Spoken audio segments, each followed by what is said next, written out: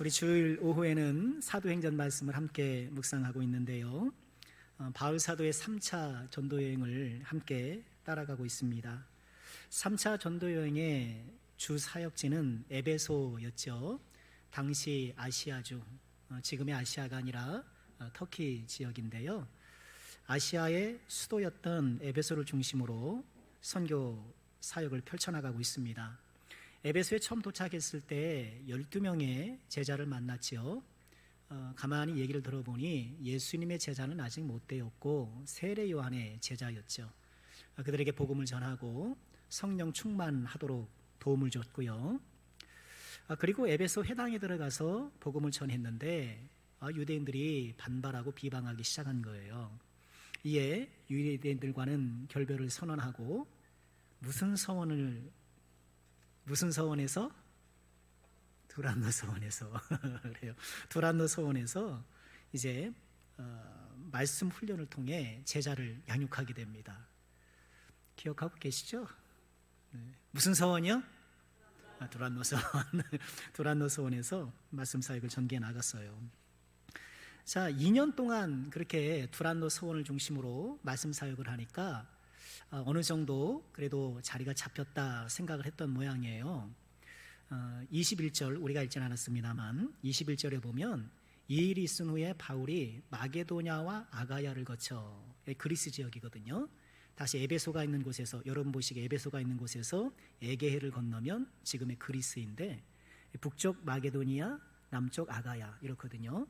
이제 그쪽에 있는 교회, 마게도냐에 있는 교회는 빌립보, 무슨 데살로니가, 베레아 이런 교회고, 아래쪽에 대표적인 교회가 고린도 교회, 이런 교회를 이제 다시 한번 돌아볼 계획으로 22절에 보니까 자기를 돕는, 죄송합니다. 21절에 보면 이렇게 마게도냐와 아가야를 거쳐서 다시 예루살렘으로 가겠다 이렇게 계획을 세웠어요.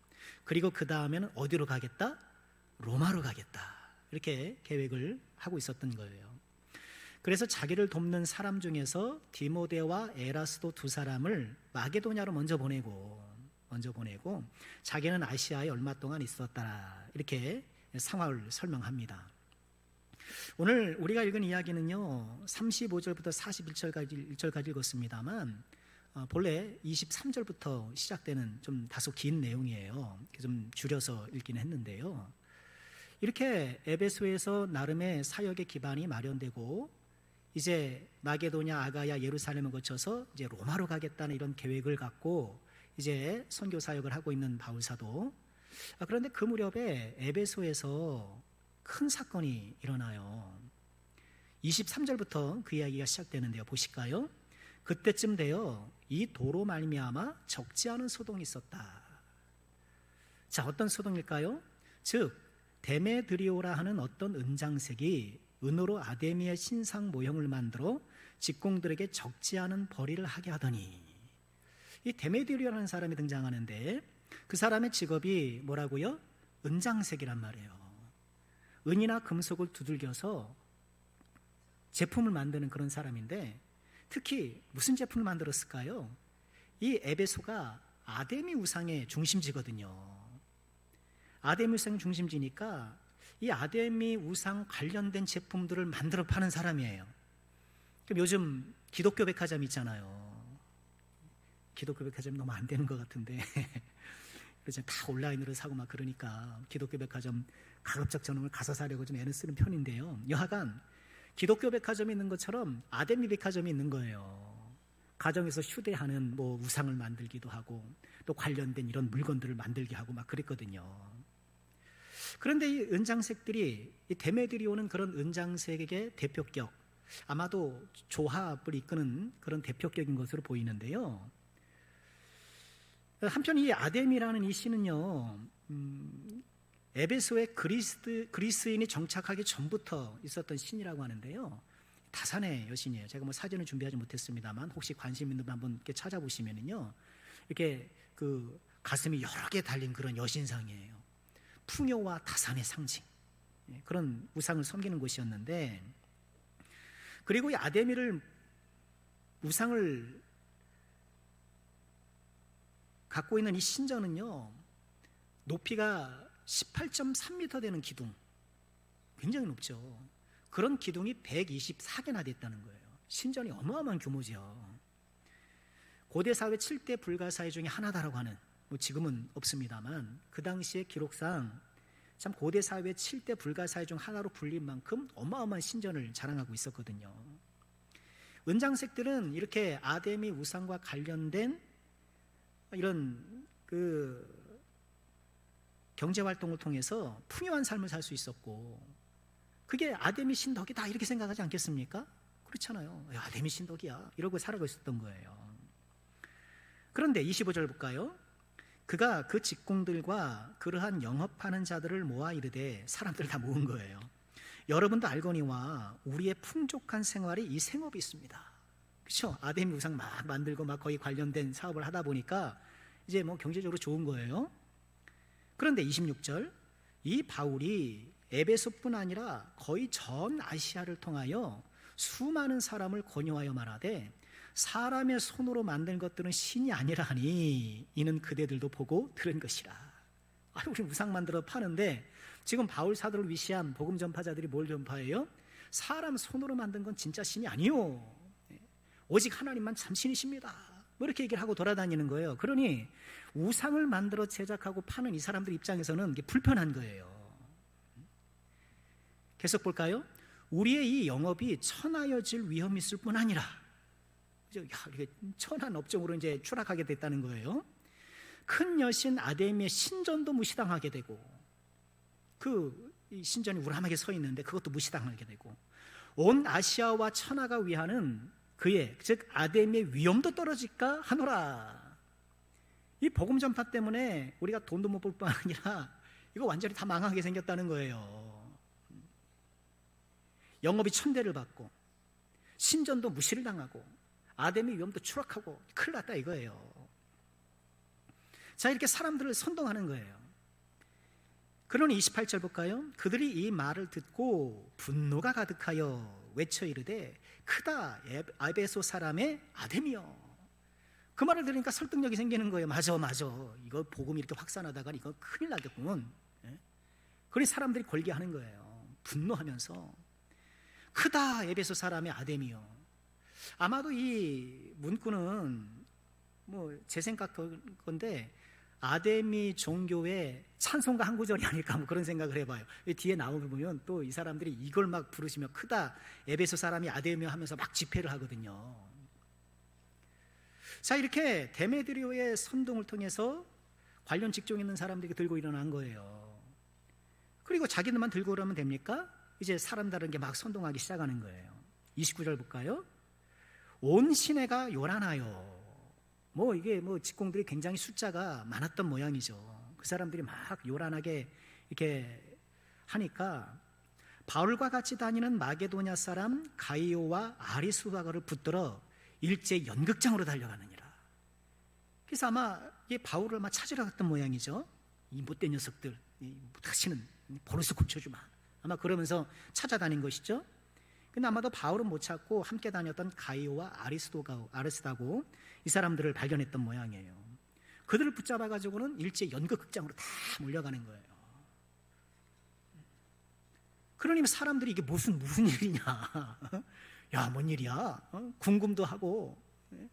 그래서 우르르 또 사람들이 몰려가는 거예요. 당시 에베소의 극장은요 약 25,000명 수용이 가능하대요. 굉장히 크죠. 25,000명. 당시 이 아치로 되어 있는 야외 극장이 굉장히 이게 그 소리도 잘 들리고, 가이사라의 원형 극장이거든요. 제가 성지 순례 갔을 때 거기 원형 극장을 이렇게 가면 오 하면은 저기서 오 하면서 소리가 굉장히 잘 울려 퍼져요. 그걸 과학적으로 잘 만들었던 모양인데, 여하간 25,000명이나 수용할 수 있는 대형 야외 극장이에요. 사람들이 막 모인 거예요. 그리고 이 극장에서는 그냥 공연만 하는 것이 아니라 한 달에 3번 정도 정기적인 민회, 총회가 열리는 거예요. 사람들이 거기에 모여서 또 뭐 지역사회에도 결정하고 뭐 이렇게 했던 것이죠. 그러니까 은장색들은 에베소 사람들을 다 이렇게 선동해서 이 복음 전파자들 한번 좀 기도 죽이고 정죄하고 이렇게 하려고 했던 것이죠. 자, 30절 보실까요?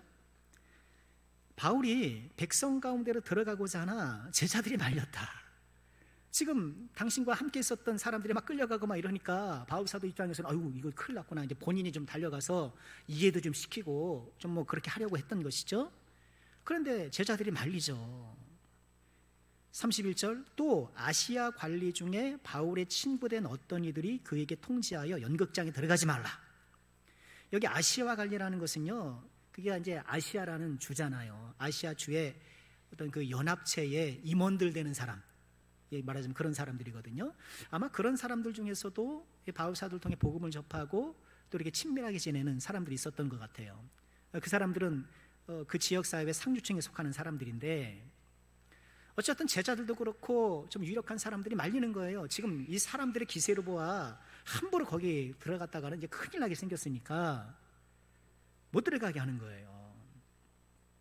자, 그런 가운데 32절에 보면 그 극장에 모인 사람들이 외쳐 어떤 이는 이런 말을, 어떤 이는 저런 말을 하니 모인 무리가 분란하여 태반이나 어찌하여 모였는지 알지 못하더라.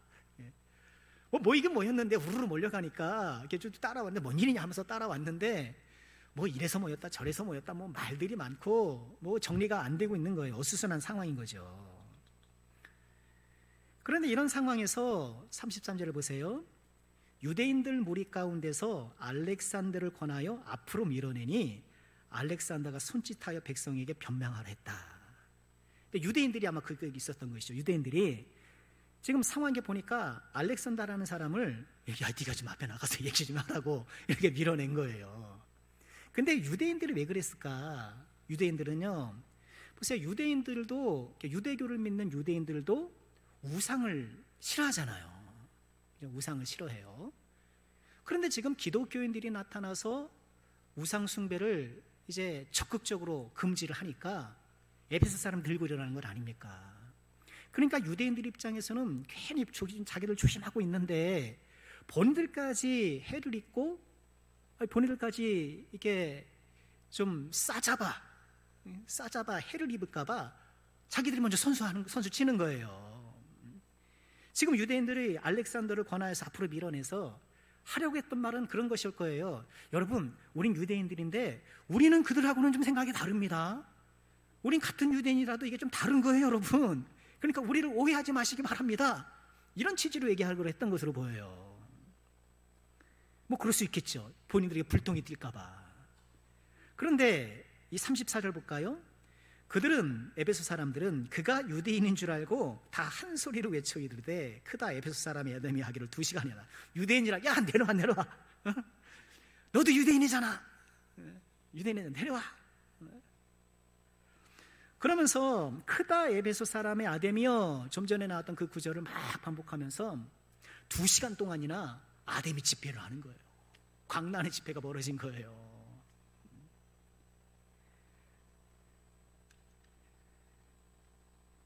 참 지금 복음이 확산되는 과정 가운데 이 헛된 종교를 믿는 사람들이 할 수 있는 건 뭐예요? 소리 지르는 거예요. 소리 지르는 거. 예.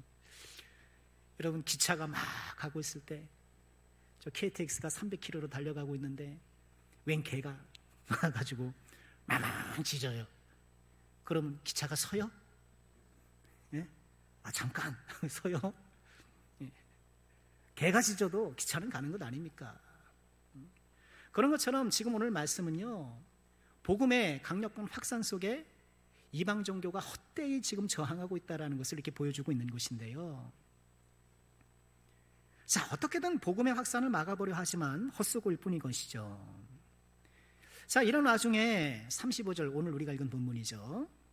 서기장이 무리를 진정시키고, 서기장이 나타나요.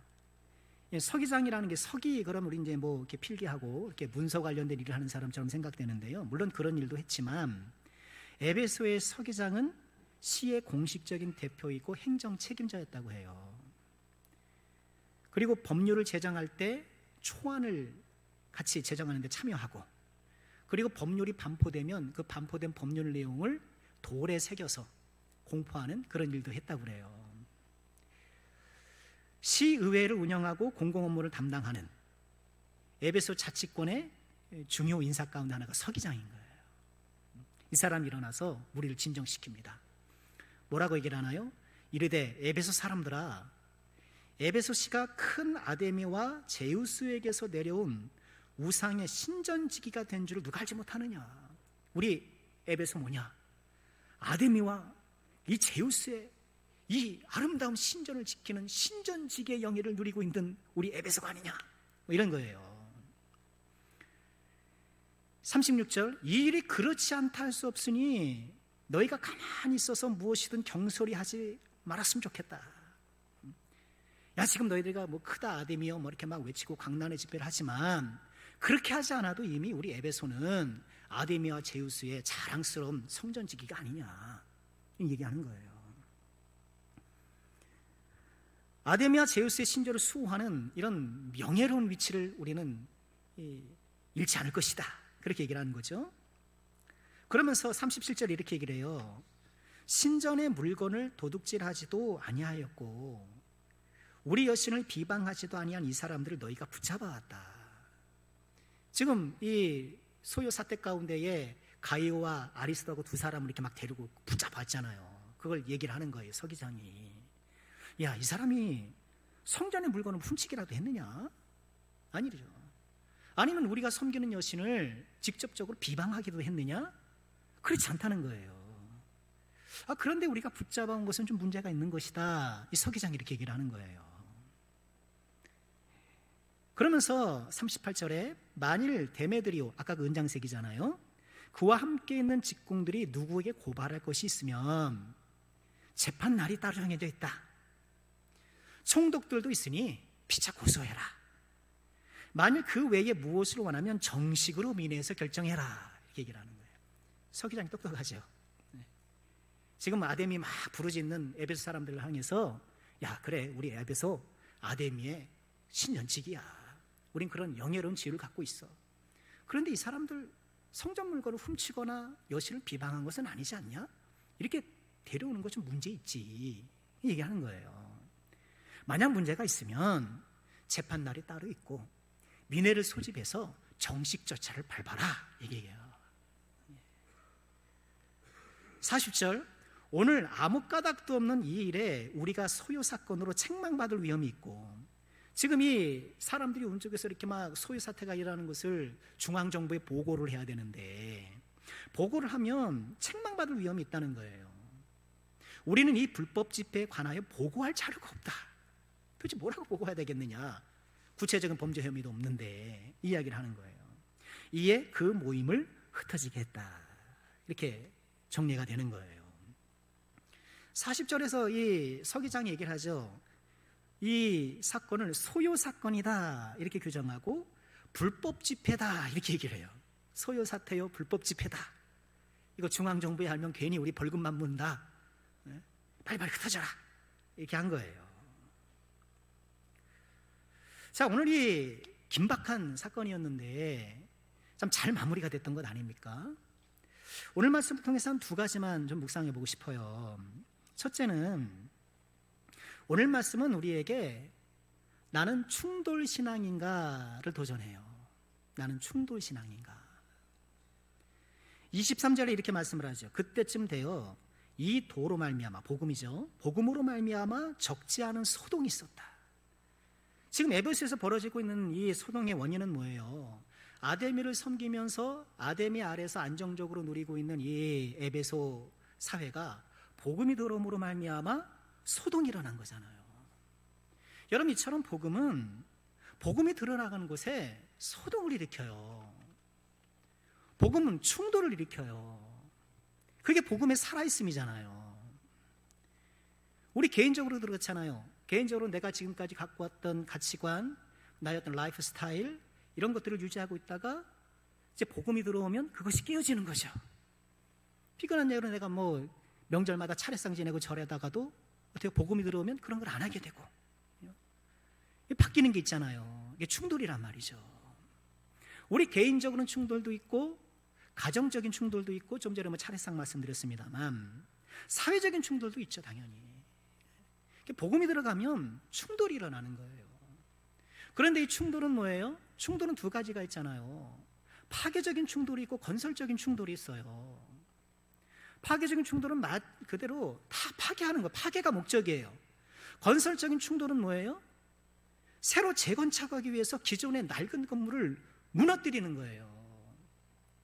기존의 낡은 건물을 무너뜨리지 않고는 새 건물이 세워질 수가 없겠죠.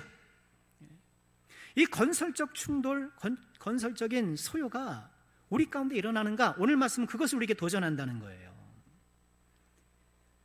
예수님께서도 이 말씀을 하셨죠. 마태복음 10장 34절에 보면 내가 세상에 화평을 주러 온 줄로 생각하지 말라. 화평이 아니라 검을 주러 왔다.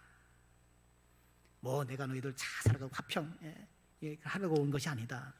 내가 온 것은 사람이 그 아버지와 딸이 어머니와 며느리가 시어머니와 불화하게 하려 합니다. 뭐 며느리와 시어머니는 안 그래도 그런데 더 그러시는가 모르겠는데, 사람의 원수가 자기 집안 식구리라. 아버지나 어머니를 나보다 더 사랑하는 자는 내게 합당하지 아니하고 아들이나 딸을 나보다 더 사랑하는 자도 내게 합당하지 않다 말씀하시는 거예요. 유대 사회에는 가장의 종교가 당시에는 모든 가족 구성원들의 종교였잖아요. 근데 누군가 예수님을 보고 복음을 영접하면 기존에 있었던 질서에 충돌이 가해지잖아요. 그걸 말씀하시는 거예요. 여러분, 그런 충돌이 실제로 우리 한국 선교 초기에도 있었고 지금에도 여전히 그런 충돌이 있는 가정들이 있단 말이에요.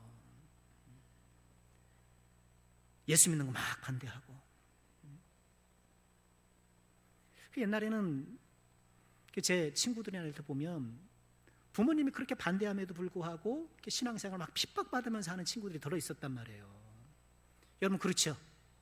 교회 가지 마. 일해, 집에서. 공부해. 그러면서 교회 못 가게 했어도 막 부모님 뭐 피하고 뭐 그래가면서 어렵게 신앙생활하는 친구도 있었단 말이에요. 그런 친구들은 모태신앙을 너무너무 부러워하죠. 누구는 교회 간다고 혼나고 누구는 교회 안 간다고 혼나고. 교회 안 간다고 혼나는 게 얼마나 축복이냐.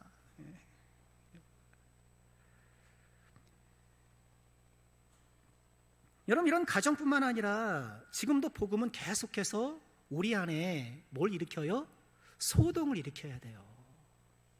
나는 주의 말씀을 받고 소동하는 믿음인가?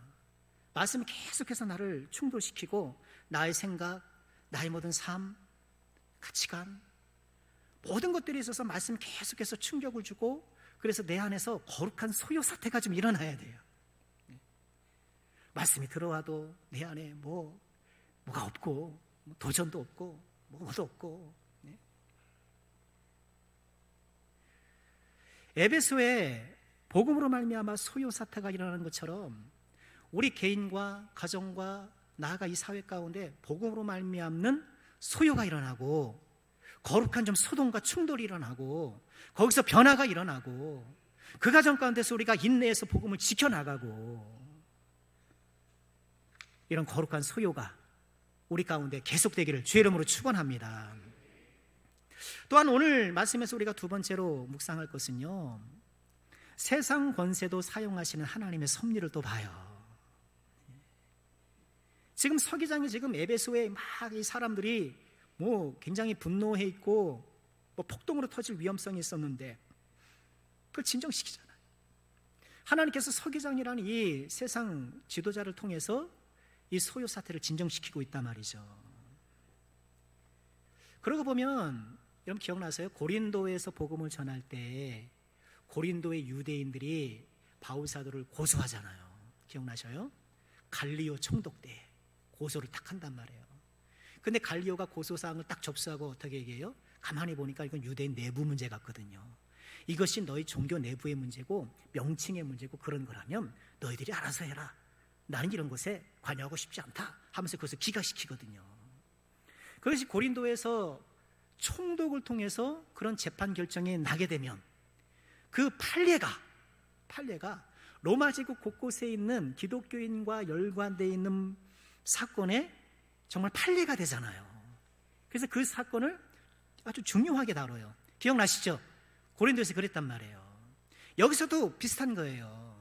서기장이 이 사태에 대해서 오히려 복음을 박해하려던 사람들의 불법성, 그들의 잘못된 집회 이런 것들을 지적함을 통해서 기독교를 좀 보호하는 거예요. 본인이 그러려고 하는 것은 아닌데, 본인은 로마의 행정관으로서 적법 절차를 진행시키려고 했는데 그것이 결과적으로 돼요 복음을 수호하는 그런 역할을 하게 된 거예요.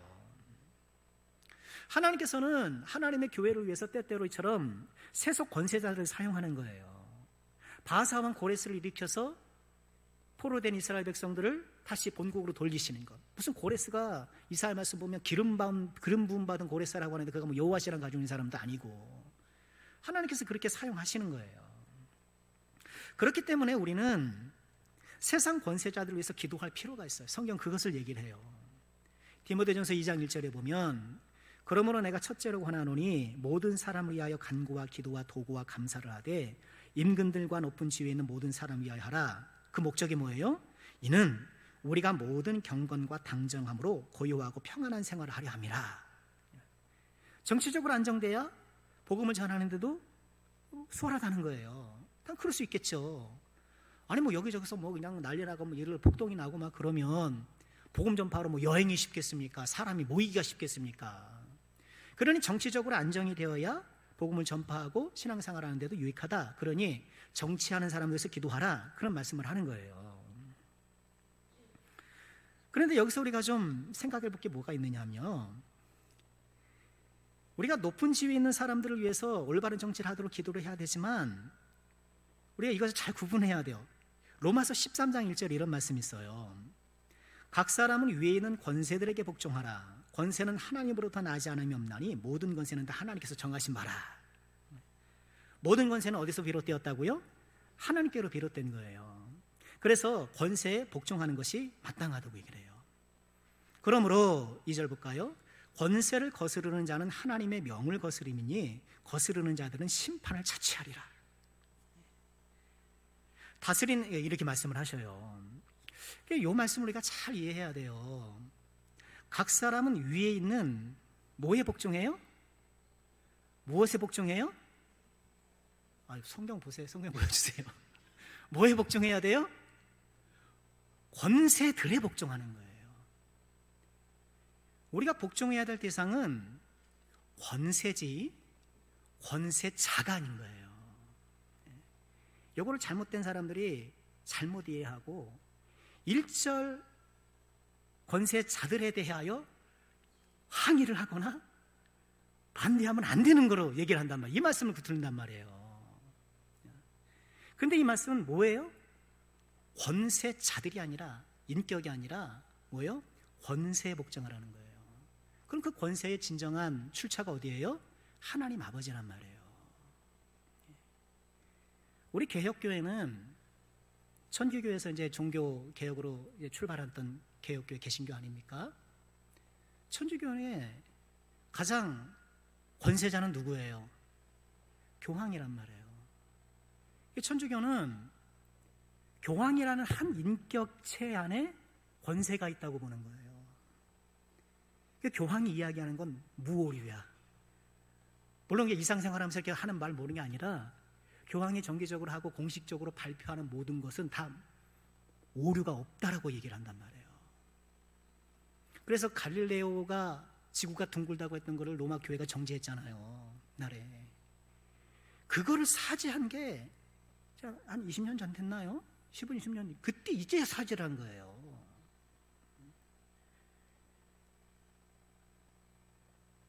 중세교회는 이런 권세가 한 개인에게 있었단 말이에요. 그러나 종교개혁자들은 이 권세가 어디 있다고 봤어요? 하나님께 있고, 또 구체적으로 어디 있어요? 하나님 말씀 안에 있다고 본 거예요. 하나님 말씀의 권위가 있다고 보는 거예요. 그러니 아무리 교황이라 하더라도 하나님의 말씀을 올바로 순종하지 않으면 어떻게 해요? 안 따르는 거예요. 이게 종교개혁자들의 정신이란 말이에요. 이건 굉장히 오늘날 민주사회의 사상적 토대와 연결이 돼요. 이런 민주사회의 권력은 누구에게 있습니까? 국민에게서, 그죠? 그럼 국민에게 있다고는 하지만 그건 추상적이잖아요. 그럼 보다 구체적으로 뭐에 있어요? 헌법에 있는 거예요. 국민들이 합의해서 작성한 헌법에 민주사회에 권세가 있는 거예요. 대통령이 되었던 어떤 유력 정치인이 되었던 한 인격체가 권세자가 아니라, 권세를 갖고 있는 것이 아니라 대한민국은 헌법의 권세를 갖고 있는 거예요. 그러니 그 어떤 사람이라도 헌법을 지키지 않으면 안 되는 거예요. 이게 개혁주의 정신인 거예요. 개혁주의 정신인 거예요. 이게 신앙적인 정신인 거예요. 하나님이 그러셨잖아요. 처음에 사울 왕을 세웠잖아요. 근데 사울이 어때요? 하나님 말씀을 어기잖아요. 그 하나님 어떻게 해요? 다윗으로 가르치잖아요. 우리 개혁교회의 정신은 바로 그거는 말이에요. 한 인격체가 권세를 갖고 있는 것이 아니라 하나님 말씀의 권세가 있는 거예요. 그래서 하나님의 말씀이 유일한 권세가 갖고 있고, 그래서 그 하나님 말씀이라는 권세에 누구나 순종해야 될 책임과 의무가 있는 거예요. 그 누구라도.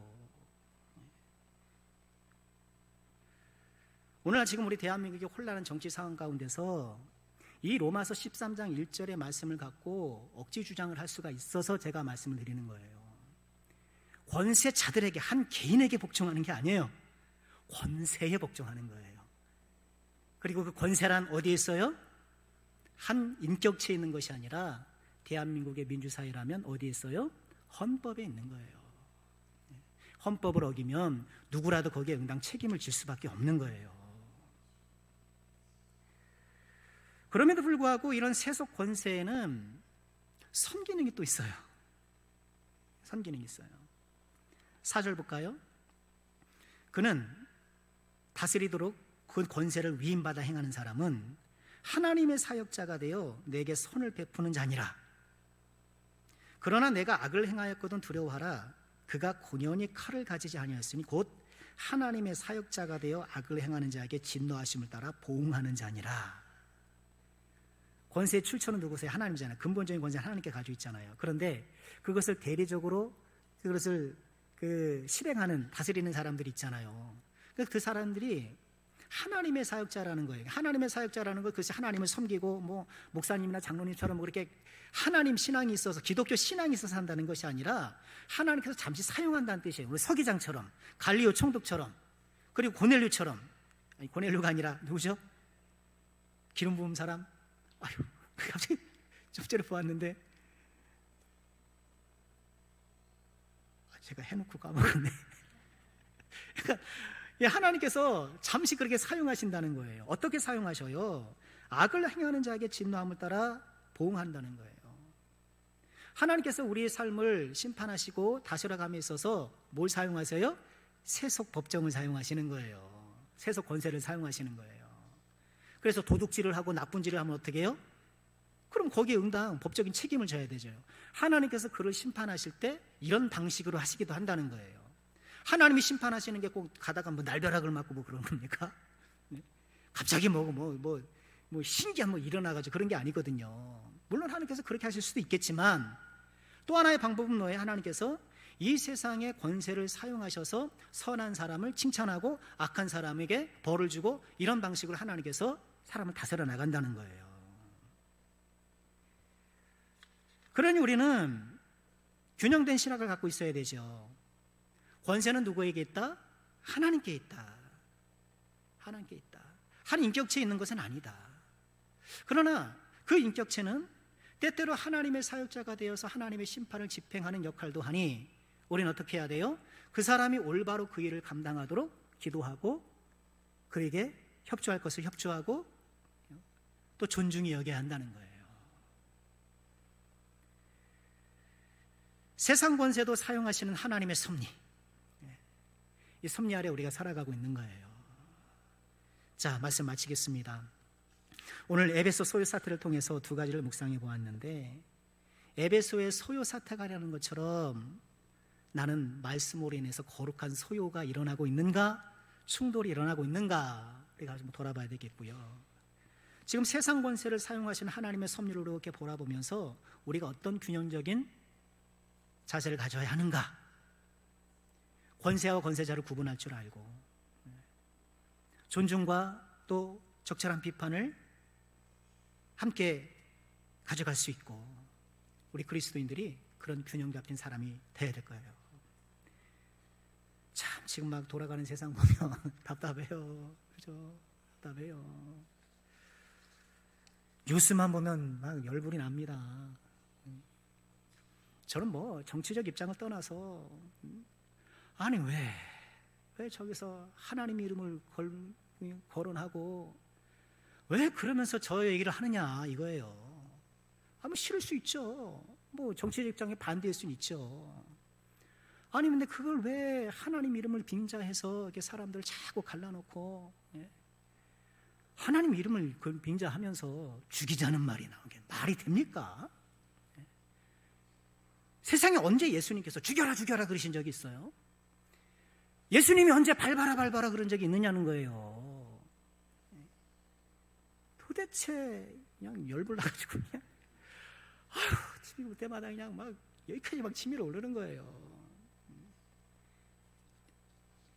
잘못했고 마음에 안 들면 평화롭게 하고 온유하게 하고 그것이 교인이 할 일이고 기독교가 할 일이지. 각 사람은 위에 있는 권세들에게 복종하라고 말씀하셨는데요. 우리가 이 권세들에게 어떠한 마음의 자세를 갖고 있어야 되는 걸 우리가 분명히 좀 잘 정리를 하시고 올바로 이해하셔서 우리의 주어지는 모든 상황들을 바로 바라봤으면 좋겠습니다. 자, 이번 한 주간도 주 안에서 강건하시기를 주의 이름으로 축원합니다.